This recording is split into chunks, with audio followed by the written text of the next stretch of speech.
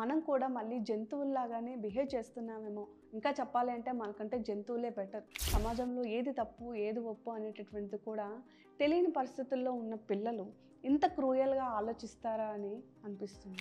ఎక్కువ మనం ఫ్రీడమ్ ఇచ్చేస్తున్నామేమో అనిపిస్తుంది పిల్లలకి. ఒక్కోసారి పిల్లలందరూ కూడా కోరుకుంటారు కదా, మాకు ఫ్రీడమ్ కావాలి. ఇలాంటి చిన్న చిన్న విషయాలకి మరీ అంత కోపం, చంపేయాలి అన్నంత కసి. 10వ తరగతి చదువుతున్న అమ్మాయి తన తల్లిని చంపింది అంటే నమ్మగలమా? కనీసం ఊహించను కూడా ఊహించం. కానీ ప్రస్తుతం హైదరాబాద్లో జీడిమెట్లలో ఇదే సంఘటన జరిగింది.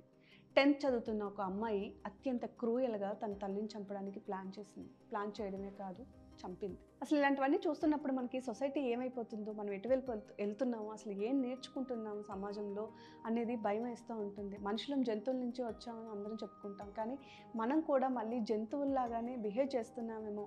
ఇంకా చెప్పాలి అంటే మనకంటే జంతువులే బెటర్. అవి కేవలం అవసరానికి మాత్రమే ఇలా బిహేవ్ చేస్తాయి. కానీ మనం చిన్న చిన్న కోపాలు, చిన్న చిన్న ద్వేషాలతో విచక్షణ కోల్పోయి ఇలా బిహేవ్ చేస్తున్నామేమో అనిపిస్తుంది. అసలు విషయంలోకి వెళ్తే అంజలి అనేటటువంటి ఒక మహిళ 2 years బ్యాక్ తన భర్త చనిపోయారు. తను ఒక చిన్న కళాకారిణి. తనకి ఇద్దరు ఆడపిల్లల్లో పెద్ద పాప 10th చదువుతుంది. రెండవ పాప చిన్నది. ఈ 10th చదువుతున్న పాప పేరు తేజస్వి, రెండో పాప పేరు ప్రియ. ఈ తేజస్విని అనే అమ్మాయికి ఒక 8 నెలల క్రితం ఇన్‌స్టాగ్రామ్‌లో శివ అనేటటువంటి ఒక వ్యక్తితో పరిచయం అయింది. ఆ అబ్బాయిని కూడా మనం చూసుకున్నట్లయితే పెద్ద ఏజ్ ఏమీ కాదు. మేబీ ఒక 19 years ఉంటాయని కూడా తెలుస్తుంది. సో ఆ అబ్బాయితో పరిచయం అయిన తర్వాత ఒక 3 రోజుల పాటు ఇంట్లో ఎవరికీ చెప్పకుండా ఆ అబ్బాయితో అమ్మాయి వెళ్ళిపోయింది. సో వీళ్ళ ముందు మిస్సింగ్ కేసు, వీళ్ళ మదర్ అంజలి దగ్గర ఉండేటటువంటి జీడిమెట్ల పోలీస్ స్టేషన్లో అమ్మాయి మీద మిస్సింగ్ కేసు ఫైల్ చేసింది. తర్వాత నిజం తెలుసుకొని పోలీసుల సహాయంతో ఏదైతే శివ వాళ్ళ ఇంటికి వెళ్ళి తన కూతురు మైనర్ కాబట్టి సో మళ్ళీ ఇంటికి తిరిగి తీసుకొచ్చింది తేజస్విని. సో ఇదిలా ఉండగా 3 రోజుల పాటు శివ వాళ్ళ ఇంట్లోనే ఉంది కాబట్టి తన కూతురికి ఏమైనా జరుగుంటుంది పర్సనల్గా అని చెప్పి లైక్ DNA టెస్ట్లు అవి చేయించాలి అని చెప్పి కూడా కోరుకుంది. అయితే తను అనుకున్నట్టుగానే పోలీసులు చేస్తాము, కాకపోతే ఈరోజు సమయం కాదు, ఈరోజు కోర్టు లీవ్ కాబట్టి రేపు ఎల్లుండి లేదా మేము చేస్తాము అని చెప్పడంతో ఇంటికి తన కూతురుని తీసుకొని వచ్చేసింది. ఇంకా ఇంటికి వచ్చేసిన తర్వాత తన కూతురు తేజస్విని 10th చదువుతున్న అమ్మాయికి అంజలి సర్ది చెప్పింది. ఇది పద్ధతి కాదు, ఇంకా నువ్వు చిన్నపిల్లవి, నీకు సమాజంలో ఎలా ఉండాలి, ఏం చేయాలో తెలియదు, ఇంకా చాలా టైం ఉంది అని చెప్పింది. అయితే అంజలి చెప్పిన మాటలేవి కూడా తేజస్వినికి నచ్చలేదు. పైగా శివ మీద పోలీస్ కేసు పెట్టడంతో తేజస్విని ఇంకా క్రూయల్గా ఆలోచించింది. ఎలా అయినా సరే తన కన్న తల్లిని అడ్డు తప్పించాలని ఒక ఇంటెన్షన్తో ఏదైతే తను ప్రేమించిన అబ్బాయి శివ అనే అబ్బాయి ఉన్నాడో ఆ అబ్బాయికి కాల్ చేసి మా అమ్మని చంపేయాలి అని చెప్పింది. ఇక ఆ అబ్బాయి కూడా తను తేజస్విని చెప్పిన విధంగానే చేద్దామని చెప్పి తను అంజలి పొద్దున్న పూజ చేసుకుంటున్న సమయం చూసి, ఇంట్లో ఎవరూ లేని సమయం చూసి తను శివాని పిలిపించుకొని అంజలి పూజ చేస్తున్నప్పుడు వెనక నుంచి తన మొహం మీద బెడ్షీట్ కప్పి పైన తల మీద ఒక రాడ్ తీసుకొని కొట్టారు. రక్తపు మడుగుల్లో పడున్న అంజలిని అక్కడే విడిచిపెట్టేసి ఎలాగో చనిపోతుందని కన్ఫర్మ్ చేసుకొని శివ, అదేవిధంగా శివతో పాటు తన తమ్ముడు కూడా వచ్చాడు జశ్వంత్ అని. సో వీళ్ళిద్దరూ కూడా వెనక్కి వెళ్ళిపోయారు. ఇక అంజలి చిన్న కూతురు, చిన్నమ్మాయి, బయటకు వెళ్ళిన అమ్మాయి తిరిగి వచ్చింది. అలా తన కన్న తల్లిని రక్తపు మడుగుల్లో చూసి గట్టిగా అరిచి, అక్క అసలు అమ్మ ఎందుకు పడిపోయింది అని చెప్పి అడిగిందంట. అడిగితే పూజ చేసుకుంటూ పడిపోయింది, ఏం కాదు, మేము అంబులెన్స్కి కాల్ చేస్తాము, మేము చూసుకుంటాము, నువ్వు వెళ్ళి వేరే అక్క వాళ్ళని పిలుచుకురా అని చెప్పి ఆ అమ్మాయిని చాలా దూరంగా పంపించింది. ఎందుకంటే ఇంకా అప్పటికి అంజలి ప్రాణం మిగిలి ఉంది కాబట్టి. ఇంకా అంజలి చావలేదని కన్ఫర్మ్ చేసుకున్న కూతురు తేజస్విని మళ్ళీ శివాకి కాల్ చేసి మా అమ్మ చనిపోలేదు, బ్రతికే ఉంది కాబట్టి ఎలా అయినా వచ్చి చంపేయాలి అంది. వెంటనే ఎక్కడో పక్కన ఉన్న ఈ శివ అనే అబ్బాయి తన తమ్ముడు వచ్చిన తర్వాత అత్యంత క్రూయల్గా పక్కనే ఉన్న సుత్తి తీసుకొని తన తల్లి తల మీద కొట్టించింది. అంతేకాదు శివ వాళ్ళ తమ్ముడు మెడ మీద కత్తితో అంజలిని గాయపరిచాడు. వెంటనే అంజలి అక్కడికక్కడ స్పాట్లో చనిపోయింది. ఇంత చేసిన ఈ అమ్మాయి అక్కడి నుంచి శివ వాళ్ళు వెళ్ళిపోయారు.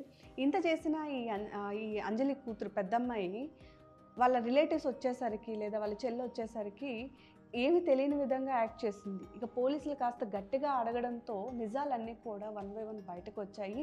ఈ హత్య కేవలం తనే ఉద్దేశపూర్వకంగా శివకి చెప్పి ముగ్గురు కలిపి ప్లాన్ చేసాము అని చెప్పి ఒప్పుకుంది. అసలు నిజంగా ఒళ్ళు గగుళ్ళు పొడిచే నిజాలని చెప్పుకోవచ్చు. మనం ఇంతవరకు కూడా చాలా హత్యలు చూస్తున్నాము. ప్రియురాల కోసం ప్రియుడిని చంపడం, లేదా ప్రియుడి మోజులో పడి ప్రియురాలని చంపడం, భార్య భర్తలను హతమార్చడం, కానీ కన్న తల్లిని 9 మాసాలు కని పెంచిన తల్లి మీద ఒక 10th చదువుతున్న అమ్మాయి, మేబీ మైనర్, ఇంకా బ్రెయిన్ కూడా సరిగ్గా మెచ్యూర్ అవ్వదు, అంటే సమాజంలో ఏది తప్పు ఏది ఒప్పు అనేటటువంటిది కూడా తెలియని పరిస్థితుల్లో ఉన్న పిల్లలు ఇంత క్రూయల్గా ఆలోచిస్తారా అని అనిపిస్తుంది. అసలు ఈ ఇన్సిడెంట్ జరిగిన తర్వాత తప్పు ఎవరిదని కూడా మనం తేల్చలేని సిచ్యువేషన్లో ఉన్నాం. తెలీదు అని చెప్పుకున్నంత చిన్న విషయం కాదు, అలా అని అన్నీ తెలిసే చేసింది అని చెప్పేంత స్టేజ్లో ఆ అమ్మాయి కూడా లేదు. అసలు ఎవరిని తప్పు పట్టాలి, ఇందులో ఏం చేయాలో కూడా తెలీదు. మేబీ సోషల్ మీడియా లేదా ఈ రకరకాల సోషల్ మీడియా ప్లాట్ఫామ్స్ వచ్చిన తర్వాత సొసైటీ ఇలా తయారైందా, లేదా పిల్లలకి పేరెంటింగ్ సరిగ్గా కేర్ చేయక ఇలా జరుగుతుందా, లేదు ఎక్కువ మనం ఫ్రీడమ్ ఇచ్చేస్తున్నామేమో అనిపిస్తుంది పిల్లలకి. ఒక్కోసారి పిల్లలు అందరూ కూడా కోరుకుంటారు కదా, మాకు ఫ్రీడమ్ కావాలి, తల్లిదండ్రులు మమ్మల్ని అణచేస్తున్నారు లేదా మా ఇష్టాలను గౌరవించరు అని. మనం వాళ్ళు చెప్పినట్టుగానే ఎక్కువ ఫ్రీడమ్ ఇచ్చి చూసినా సరే ఇలాంటి ఇన్సిడెంట్స్ చాలా కోకొల్లలుగా చూస్తున్నాము, రిపీట్ అవుతూనే ఉంటున్నాయి. సో సొసైటీని చూస్తూ పెరుగుతున్న పిల్లలు ఒక్క సొసైటీ మీదే తల్లిదండ్రులు పిల్లల యొక్క తప్పుల్ని నెట్టేయలేము. ఎందుకు అంటే ఒకప్పుడు చిన్నపిల్లలు హాయిగా నాయనమ్మల దగ్గర, తాతల దగ్గర, అమ్మమ్మల ఒడిలోనూ ఎదిగేవాళ్ళు. సో వాళ్ళు ఏం చేసేవాళ్ళు అంటే ఒకవేళ తల్లిదండ్రులు ఇద్దరు కూడా జాబ్ హోల్డర్సే బయటికి వెళ్ళినా లేదా ఇంట్లో ఉన్నా సరే డెఫినెట్లీ వాళ్ళ ఒక పర్యవేక్షణలో పెరిగేవారు. సో పెద్దవాళ్ళ యొక్క అటెన్షన్ అనేది పిల్లల మీద ఉండేది. చక్కగా చందమామ కథలు చెప్తూనో లేకపోతే నీతి కథలు చెప్తూనో పెంచేవాళ్ళు. ఒకవేళ తప్పు చేస్తే ఇది తప్పు అని దండించేవాళ్ళు. కాబట్టి పిల్లలు చిన్నతనం నుంచి కాస్త బుద్ధి నేర్చుకొని ఏది తప్పు ఏది రైట్ అని తెలుసుకునేవాళ్ళు. గట్టిగా పేరెంట్స్ ముందు మాట్లాడడానికి కూడా భయపడేవాళ్ళు. అలాంటి పిల్లల్ని ఇప్పుడు మనం ఓవర్గా ఫ్రీడమ్ అని చెప్పి విడిచిపెట్టడం వలన ఇలాంటి ఇన్సిడెంట్స్ ఇంత లేత వయసులోనే వాళ్ళ మనసుల్లో ఇలాంటి చిన్న చిన్న విషయాలకి మరీ అంత కోపం, చంపేయాలి అన్నంత కసి, రిలేషన్షిప్ కనీసం కన్న తల్లి అనే ఆలోచన కూడా లేకుండా ముక్కు మొక్కం తెలియని ఒక 8 నెలల పరిచయం కోసం ఆ పాప ఇంత డిసిషన్ తీసుకుంది అంటే అసలు ఎలాంటి సిచ్యువేషన్స్లో పెరిగిందన్నది కూడా మనం ఆలోచించుకోవాలి. కేవలం ఈ ఒక్క అమ్మాయితోనే ఇది పోయేది కాదు.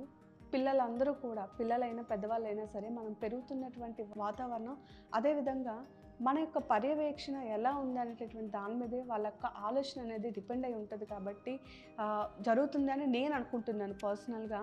ఒకప్పుడు మనం ఇప్పుడే చెప్పుకున్నాను కదా, అమ్మమ్మ తాతలు నాయనమ్మల దగ్గర పిల్లలు పెరిగేవాళ్ళు. సో తప్పు ఏది ఒప్పు ఏది, లేదా వాళ్ళు ఏం చేస్తున్నారు, ఎంత టైం ఉంటున్నారు, ఇవన్నీ కూడా వాళ్ళు చూసేవాళ్ళు, చూసి చెప్పేవాళ్ళు. ఓకే, చాలామందికి పెద్దవాళ్ళు అండదండలు లేకపోయి ఉండొచ్చు. అట్లాంటి వాళ్ళని పక్కన పెడితే ఇప్పుడు పెద్దవాళ్ళు ఉన్నవాళ్ళు కూడా కనీసం పెద్దవాళ్ళని మనతో పాటు ఉంచుకోవట్లేదు. అంటే ఉద్యోగరీత్యానో ఇంకొక దానిలోనో బయట ఉన్న వాళ్ళ సంగతి వేరు. కానీ అందరూ ఉన్నప్పటికీ కూడా ఈ నాయనమ్మల్ని కానీ అమ్మమ్మల్ని కానీ మన పెద్దవాళ్ళు ఎవరైతే ఉన్నారో వాళ్ళని మనం ఇంట్లో ఉంచుకోకుండా ఓల్డ్ ఏజ్ హోమ్స్లోనో లేదా వేరేగా ఉండడము, వాళ్ళేదో మన ఫ్రీడమ్కి అడ్డపడతారని చెప్పి వాళ్ళతో మనం సపరేట్గా ఉండడం, ఇవన్నీ సొసైటీలో ఎక్కువైపోవడం వలన కేవలం ఫ్యామిలీ యొక్క రిలేషన్స్ దెబ్బతినడం వలన ఇలాంటి ఇన్సిడెంట్స్ జరుగుతున్నాయని చెప్పుకోవచ్చు. అండ్ ఇది కేవలం తేజస్వినితో ఆగిపోదు, ఇలాంటివి రిపీట్ అవుతూనే ఉంటాయి. కాబట్టి యాజ్ ఏ పేరెంట్స్గా లేదా యాజ్ ఏ ఒక సొసైటీలో ఉండేటటువంటి వ్యక్తులుగా మన మీద కూడా ఈ ఇష్యూస్ కోసం ఆలోచించాల్సిన బాధ్యత తప్పనిసరిగా ఉంది. చట్టాలు ఎంత కఠినతరంగా ఉన్నా, ఎంత కఠినంగా ఇప్పుడు తీసుకెళ్ళి ఆ అమ్మాయిని ఉరిశిక్ష వేసినా, లేదు ఆ అమ్మాయికి ఇంకేదో పనిష్మెంట్ ఇచ్చినా వేరే వాళ్ళలో మార్పు రాదు. ఒక 2 రోజుల న్యూస్ ఇది. కానీ ఇలాంటివి జరగకుండా చూసుకోవాలి అంటే ఖచ్చితంగా ఇంట్లో ఉండేటటువంటి కుటుంబ సభ్యులు ఎవరు ఉంటారో వాళ్ళు పిల్లల పట్ల కాస్త జాగ్రత్తగా ఉండాల్సినటువంటి పరిస్థితులు అయితే ప్రజెంట్ సొసైటీలో ఉన్నాయని చెప్పుకోవచ్చు. ఈరోజు మేబీ ఆ పాప చేసిన, ఆ అమ్మాయి ఆ పిల్ల తన తల్లిని చంపింది, కానీ ఇదే విచక్షణ లేకుండా రేపు పొద్దున్న తన ప్రాణాలకు కూడా నష్టం తెచ్చుకోవచ్చు. కేవలం ఇది తన ఒక్కదాని ప్రాబ్లమే కాదు. ఇప్పుడు ఎవరైతే మనం పిల్లలు ఉన్నారో, ఎవరైతే ఎదుగుతున్నటువంటి వాళ్ళు ఉన్నారో, సో వాళ్ళందరూ కూడా ఇలాంటి ఇన్సిడెంట్స్ని ఫేస్ చేస్తారు. కాబట్టి మనం చాలా జాగ్రత్తగా ఉండాలి అని చెప్పి ఈ ఇన్సిడెంట్ అయితే మాత్రం ప్రూవ్ చేసింది అనుకోవచ్చు.